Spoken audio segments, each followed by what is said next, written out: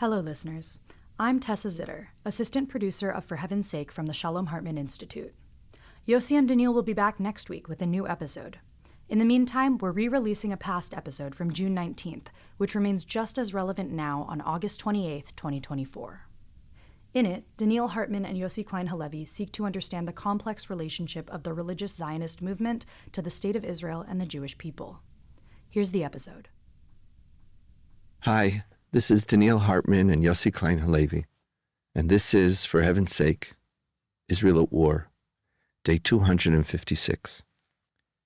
And our theme for today, we didn't really know what to call it, but its essence is the paradox of religious Zionism. So many things that we have spoken about over the last year, 2 years, even a major part of your own intellectual major work, has been looking at the negative impact of religious Zionism on Israeli society. And both of us come from the religious Zionist community, and so we're deeply sensitive. And we're also very aware of all of its mistakes and where we think it's abusing. And you know, as it is, when it's personal, you're much more attuned to everything that's going wrong. And it's almost as if we're not criticizing from the outside, we're being self-critical. Yeah, or we're frustrated more. There's also a deep frustration. And a lot of our moral agenda and agenda for hope, for peace, etc., the people who are our ideological adversaries are very often from within the religious Zionist community. And for both of us, the people who personify very often the worst of Israeli political life, the Ben-Gvirs, the Smotriches, the Rotmans, all come from the religious Zionist community. But this week, we can't start there.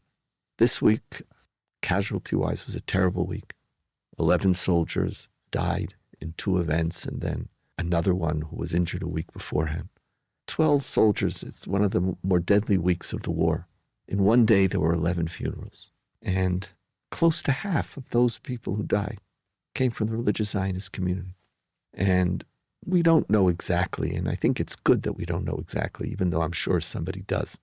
The estimates are that possibly close to 30% of those who've died in the war in Gaza came from the religious Zionist community.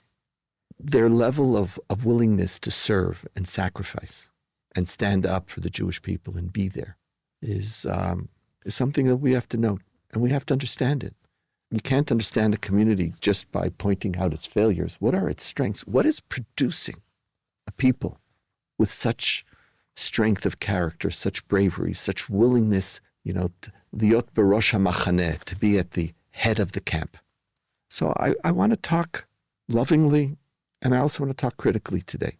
But it's their role in Israel is not just in the numbers of casualties. Their impact is now disproportionate to their size in the population, which is roughly 10% of the country in political life and leadership life. And so this is a community, if you want to understand Israel, both for the good and the bad, they are, we toyed with the title, The Best of Us and the Worst of Us at the same time. But over the last 6 months, 8 months in the army, they're the best of us. In political life, we feel that they're the worst of us. Let's try to understand. So, Yossi, you go first. How do you understand?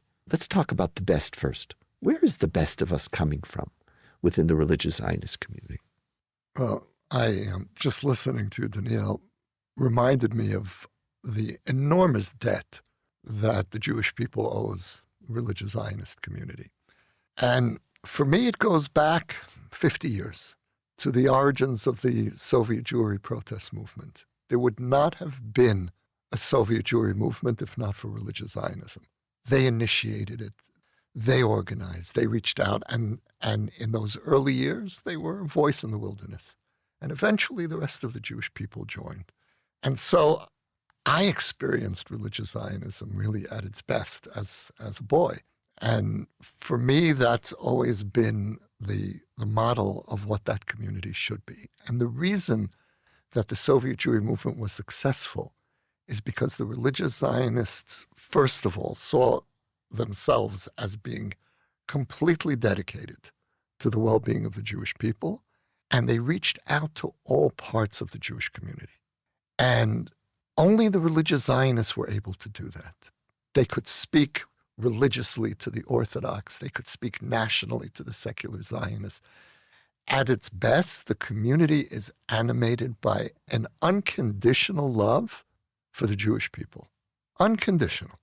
And when you see that expressed and when you experience it, there's nothing more powerful.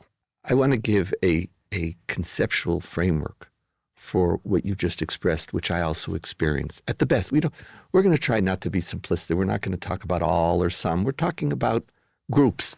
But at its best, this sense of deep commitment, of being there, gets translated into a remarkable ideological move, which was instituted by the religious Zionist community, which prior to them, nobody made this move. Jewish law is divided, as you know, between laws between one human being and another human being, and laws between you and God. Those are, the 613 commandments. Some of them are things that God wants us to give to God ostensibly, and some of them are to regulate our social life. Religious Zionism understood that with our return to Israel, we need a third category. And that's a category of mitzvot, of commandments between the individual and the community. That Zionism wasn't just another space in which we were going to interact as individuals or interact with God, that there was a community that had to obligate us. And I'm very grateful to my daughter, Michal, who's writing a PhD on this. So I've learned this. I've learned this from her. And I'm not going to go into all the complexity of it, but just think for a second, Yossi, of that idea of someone recognizing that my people obligate me. It's the people who are qua people. And so when serving in the army, standing up, being there for people is such a deep part of that community. That notion of to be Jewish is to be obligated by the people. There was an implicit radical move in doing that. And the people who understood that the most were the Haredim, the ultra-Orthodox. That's correct. They understood that what religious Zionists were doing was subtly placing their religious responsibility to the Jewish people above their responsibility to the precise letter of the law. Right. And look, usually the religious Zionists were able to finesse any contradiction, and certainly they lived their lives according to halakha, Jewish law. But when push came to shove, they would make subtle choices where they were ready to compromise on the strict interpretation of halakha in favor of what they saw, as you just put it, as a higher halakha. And that is my responsibility to the unity of the Jewish people. An example of that is service in the army versus studying in yeshiva, which we're not getting into that issue, but this was one of the major breaking points between religious Zionism and ultra-Orthodoxy, because our tradition says Talmud Torah keneged kulam, the study of Torah surpasses them all. This is the number one commandment of all 613 commandments. The ultra-Orthodox community turns this into not just a commandment, into a way of life, a community dedicated to Torah. And the religious Zionist community says, if the mitzvot, if the commandments to the community are the most important of all commandments, then serving in the army is more obligatory than studying in yeshiva. I once heard from Rabbi Yoel Ben Nun, who's one of the more interesting theologians in the religious Zionist community, an explicit hierarchy of values placing peoplehood above the strict fulfillment of religion. And he said the reason for that is that we were a people before we received the Torah. And he said we were already a people that received the Torah. And he said, so the needs of the Jewish people have to come first. It's interesting. I didn't know he said that. That's part of my book. We're not talking about the book now. Well, maybe we should. No, not today. Today, we'll do it another time. But it's a great book. Thank you. But that's the whole idea of the Genesis covenant, of being part of a people before that. Say more about that. I don't want. Not in the mood. You can't tease the audience. You just threw out Genesis, Exodus. Give it 2 minutes. Not today. But not today.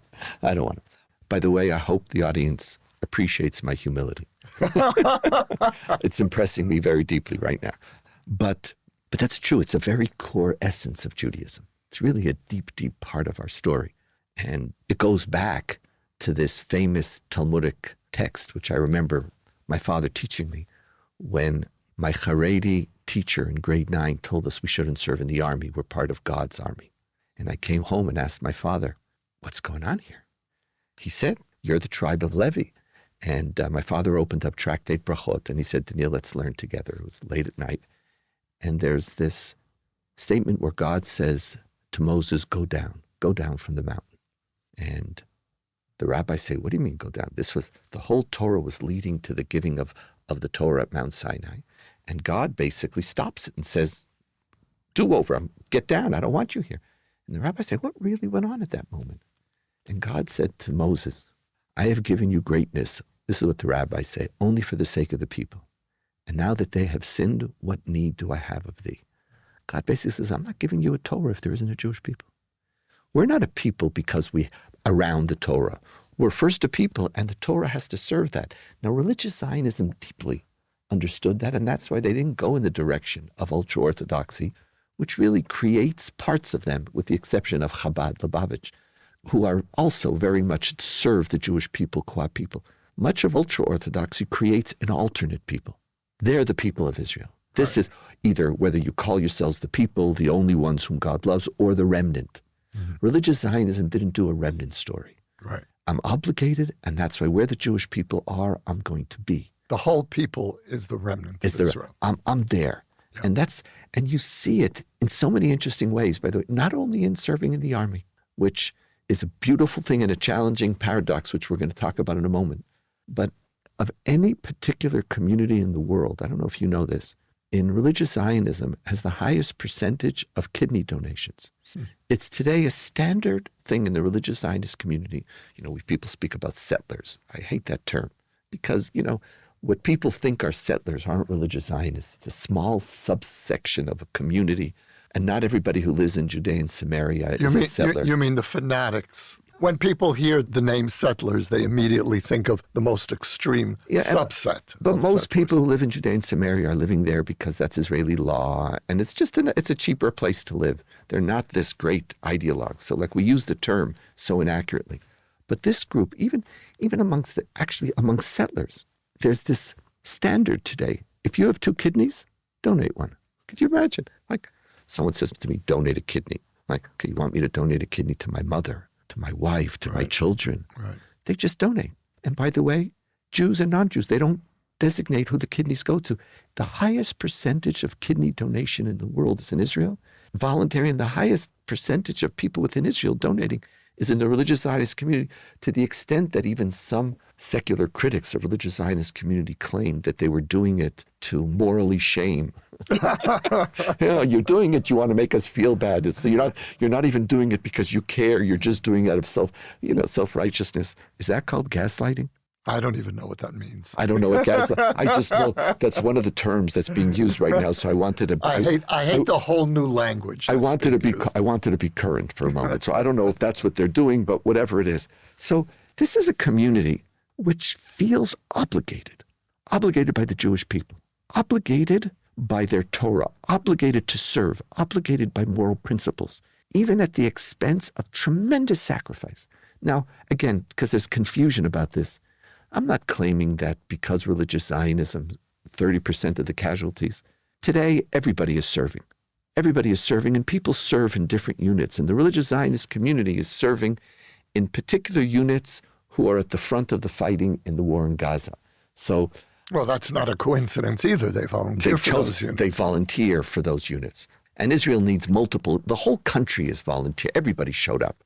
But still, 10%, this community, today, this week, I think, there's a deep sense of gratitude, of appreciation, of a community who, by the way, in the midst of tremendous alienation from a lot of Israeli society, just got up and said, I'm responsible. And if I could have one last thing that I want to point out, remember that when we withdrew from Gaza, the religious Zionist community did not declare war on Israel. They did not secede.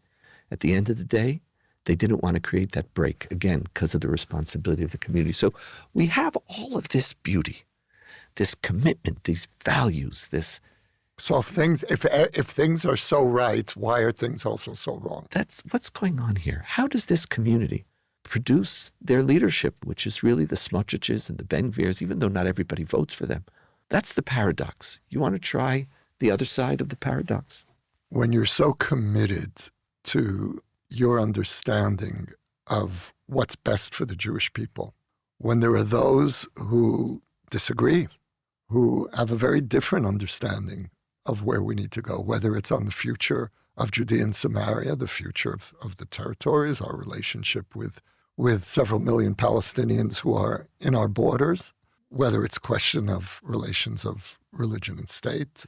What do we mean by Jewish state, democratic state, the issues that have really torn us apart in the last few years?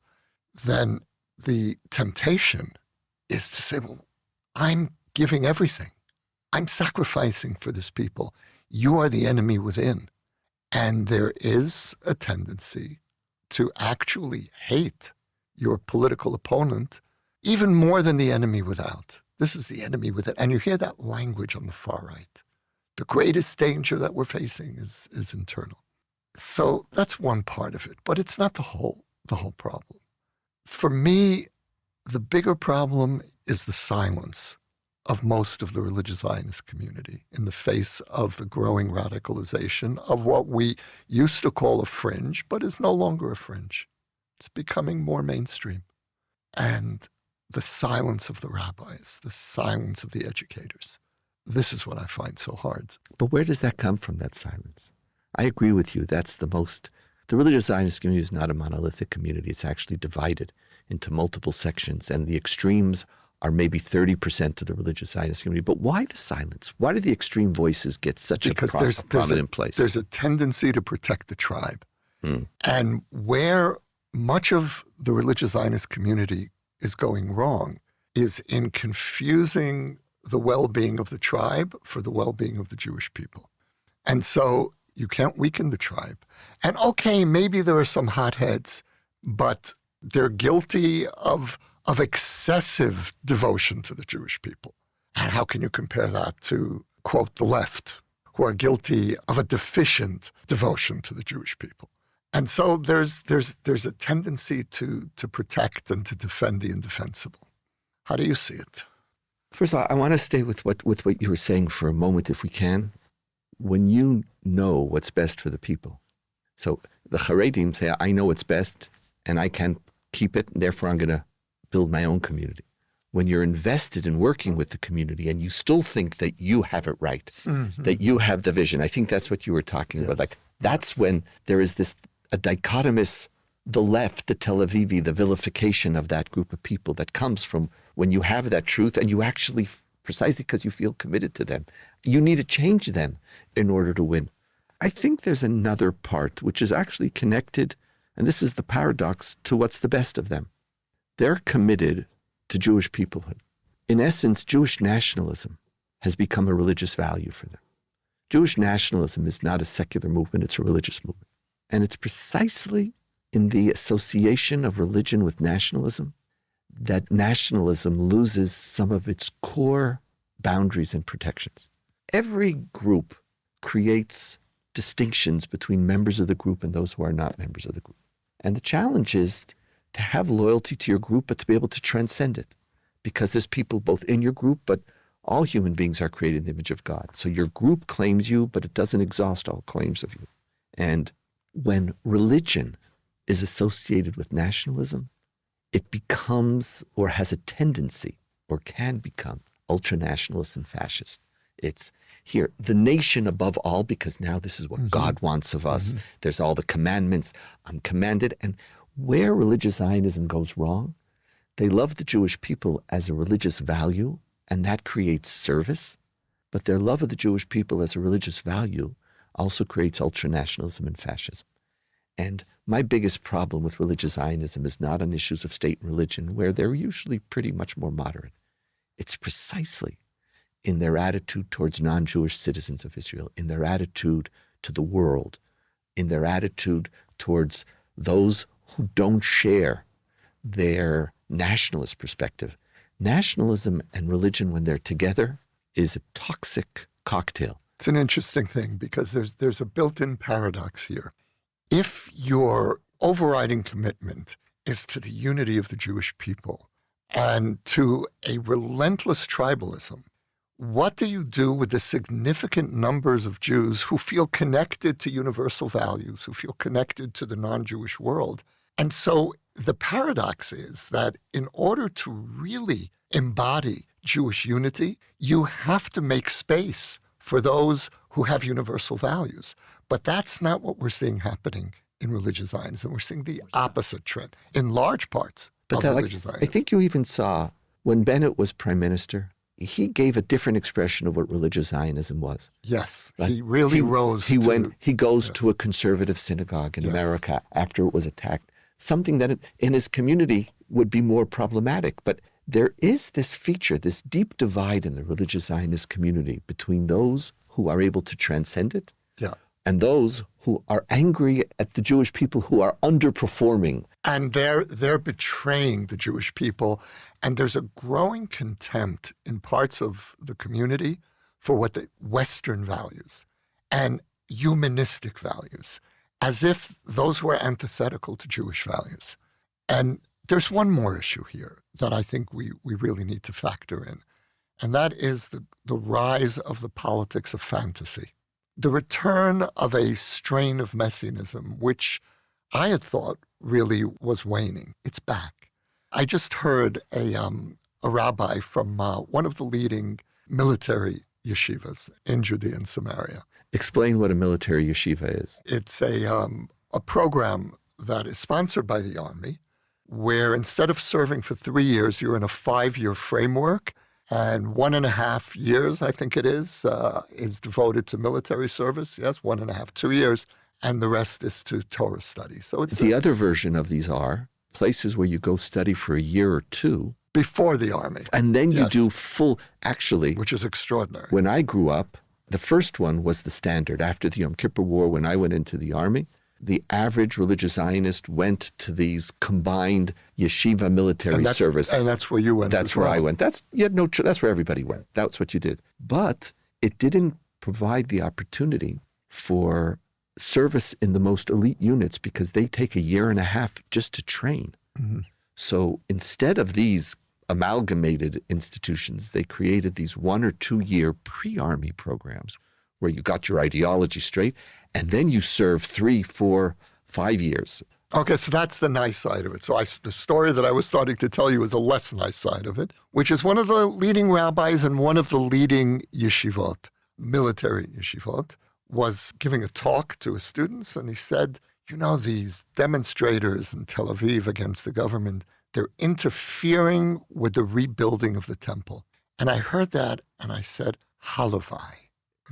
I said, yes, that's exactly what we're trying to do, is to stop the rise of the politics of fantasy and to ground the state of Israel in the classical Zionist vision of living in the real world, protecting the interests of the Jewish people in the real world. Yes, that's what and that defines the divide between, let's say, people like us, Donniel, who were raised in that community, but maybe are no longer really part of it, and a growing element within religious Zionism that have adopted the politics of fantasy.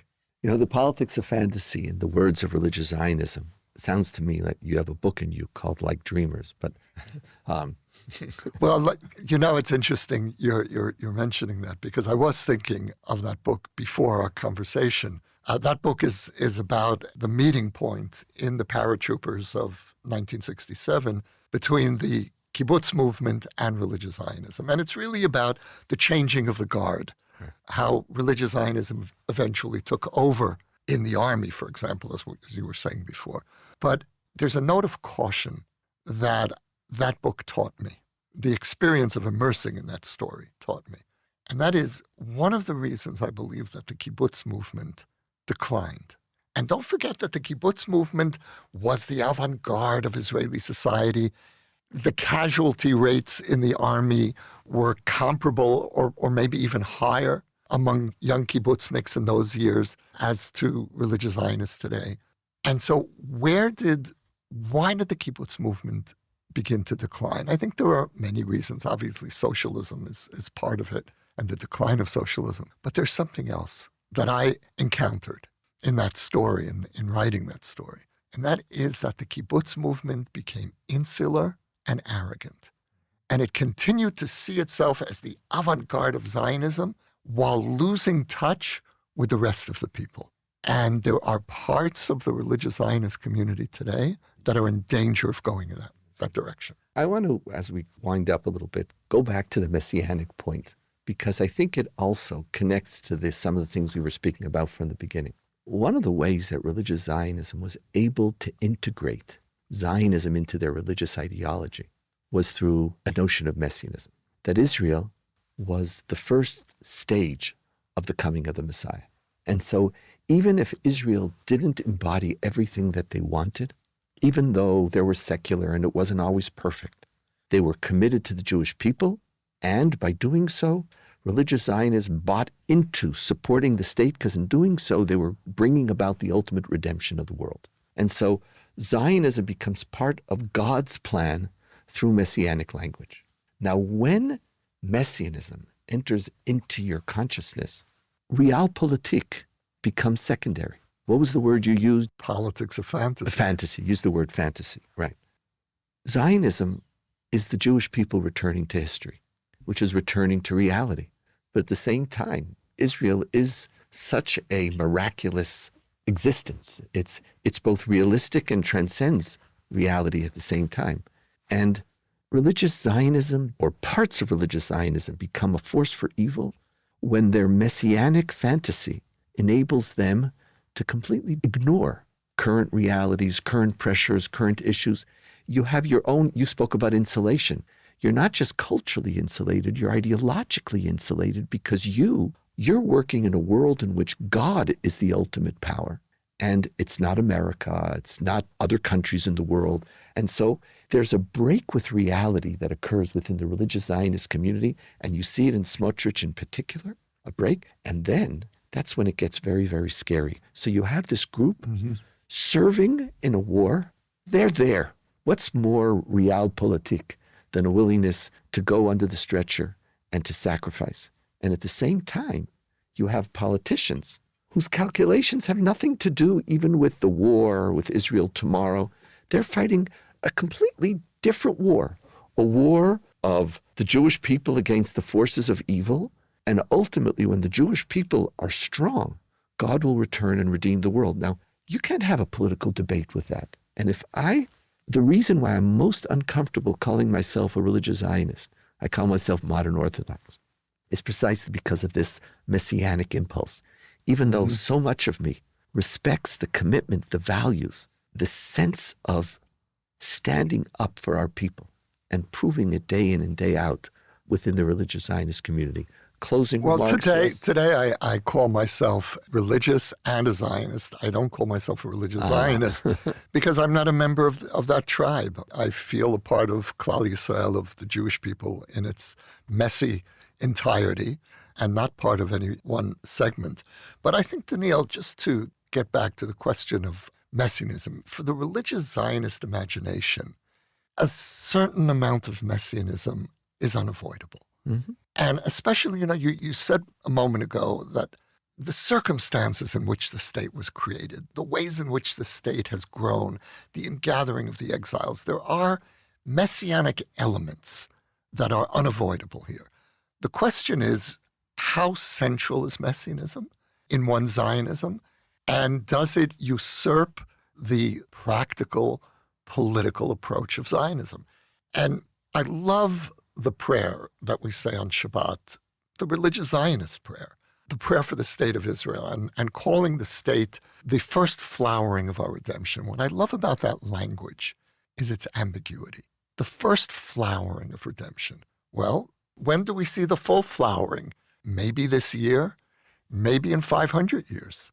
And the moment that you start letting go of ambiguity, the moment you know a timetable and you're second-guessing God's intentions, that's where messianism becomes lethal. Right. In our tradition, there's an old, long debate whether messianism transcends nature or not, or whether messianism is itself just the end of a natural process. And for Maimonides, The laws of nature aren't transcended. It's a time when the Jewish people will be at peace, we'll have defeated our enemies. Religious Zionism is picking the supernatural dimension of messianism and losing that ambiguity or losing that balance. And so it's a big sigh. It's a sigh. It's like, we're so angry, we're frustrated, but this is a beautiful community. And again, they're not monolithic. There's some who embody the paradox, and there's some who are on different sides of it. There are moderates, modern Orthodox, ultra-Orthodox Zionists. There's so many spectrums, and so I don't want us to pretend as if we've classified one group. But like most of Israel, we could have called this the paradox of the Israelis, the paradox of Israel, the paradox of our reality. The religious Zionist community does reflect the best of us, and also some of them reflect the worst of us. And which side is going to win? Even within the people themselves. Because there's also, it's not just different parts of the community, there's different parts of people's souls, is going to determine in many ways where we're going as a people. Yossi, pleasure as always. Wonderful. This is, for heaven's sake, Israel at War, day 256. You can now sponsor an episode of For Heaven's Sake, Israel at War. The link to donate can be found in the show notes or at shalomhartman.org/For Heaven's Sake. We will acknowledge your gift on a future episode. For more ideas from the Shalom Hartman Institute about what's unfolding right now, sign up for our newsletter in the show notes or visit shalomhartman.org/Israel at War.